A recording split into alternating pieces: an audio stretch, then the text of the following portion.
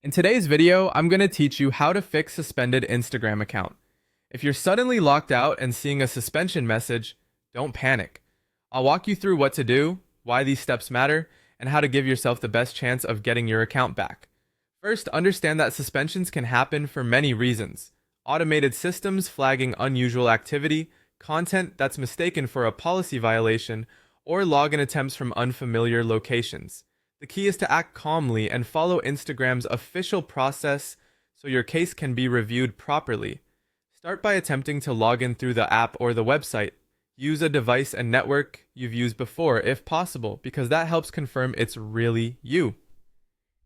Carefully read any message on the screen. Sometimes you'll see an option to appeal right there.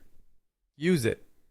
If you're prompted for a security code or a verification step, complete it exactly as instructed. Avoid repeatedly trying different passwords or bouncing between devices too quickly, as that can trigger more security flags.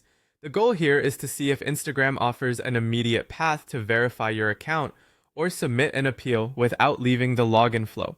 If there isn't an appeal option on the login page, head to Instagram's Help Center and locate the form related to suspended or deactivated accounts. Fill it out completely and accurately. Include your username, the email address linked to the account, and a short, clear explanation that you believe the suspension was a mistake. Keep the tone polite and factual. If the form allows attachments, a simple screenshot of the suspension message can help. Do not share passwords or any sensitive information. Instagram will never ask for that on a help form. Submit once, then keep an eye on your inbox and spam folder for a response. Next, be ready to confirm your identity. Instagram may email you a code to write on a piece of paper and photograph while holding it, request a selfie video for liveness checks, or ask for a government ID. Follow their instructions exactly, submit through the official in-app flow or their verified domain, and make sure your name and details match your account info.